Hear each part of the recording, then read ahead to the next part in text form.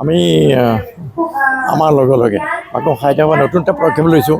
কোনো কালে নোহোৱা এটা অনুষ্ঠান আমি আৰম্ভ কৰিছোঁ যে বিশেষকৈ কণ ল'ৰা ছোৱালীবিলাকৰ কাৰণে নতুন এটা নতুন পদক্ষেপ ল'বৰ কাৰণে চিন্তা কৰিছোঁ ৰঙীন ভৱিষ্যতৰ কাৰণে। গতিকে আমি ভাল পাইছোঁ, যথেষ্ট আজি সঁহাৰি পাইছোঁ। সেইকাৰণে আমি সকলোৰে ওচৰত কেতিয়াবা ভাল লাগিছে।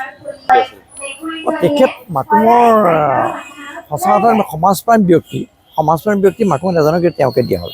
কিয় দিয়া হ'ল?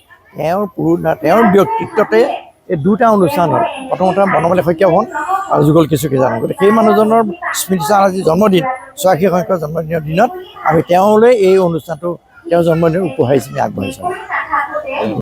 মই প্ৰথমে আমাৰ দেউতা প্ৰয়াত সমাজপ্ৰাণ বেণুধৰ নেওগৰ আজি ৮৬ সংখ্যক জন্মদিন।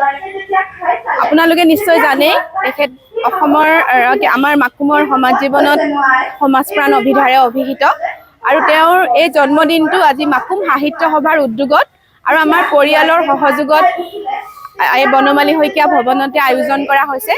আৰু মোৰ দেউতাই আমাৰ কণ কণ শিশুসকলৰ সৰ্বাংগীন উন্নতিৰ কথা সততে চিন্তা কৰিছিল আৰু তেওঁৰ সেই কথা শিৰোগত কৰিয়েই আজি আমি কণ কণ মইনাহঁতৰ মাজত সাধু কোৱা প্ৰতিযোগিতা অনুষ্ঠিত কৰিছোঁ আৰু সাধু কোৱা প্ৰতিযোগিতাৰ মাজেৰে তেওঁলোকৰ মানসিক উৎকৰ্ষ সাধন হ'ব বুলি আমি আশা কৰিছোঁ। আৰু তাৰ লগতে এতিয়া আমাৰ সাধু কোৱা প্ৰতিযোগিতা অনুষ্ঠিত হৈ আছে আৰু ইয়াৰ পিছতে আমাৰ কেইবাটাও কাৰ্যসূচী আছে, সাংস্কৃতিক কাৰ্যসূচী।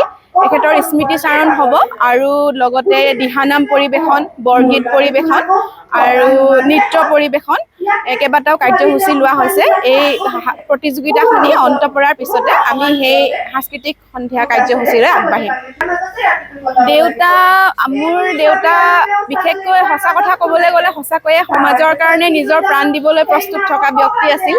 তেওঁ ব্যক্তিগত জীৱনতকৈ সামাজিক জীৱনৰ ওপৰত অত্যধিক গুৰুত্ব দিছিল আৰু আনকি মৃত্যু পৰ্যন্ত তেওঁ সদায় সমাজৰ কথাই বেছিকৈ চিন্তা কৰিছিল। বিশেষকৈ কণ কণ শিশুসকল আৰু তেওঁলোকক নতুন প্ৰজন্মক যাতে কেনেদৰে আগবঢ়াই লৈ যাব পাৰি সেইখিনি কথাৰ ওপৰত বেছিকৈ গুৰুত্ব দিছিল।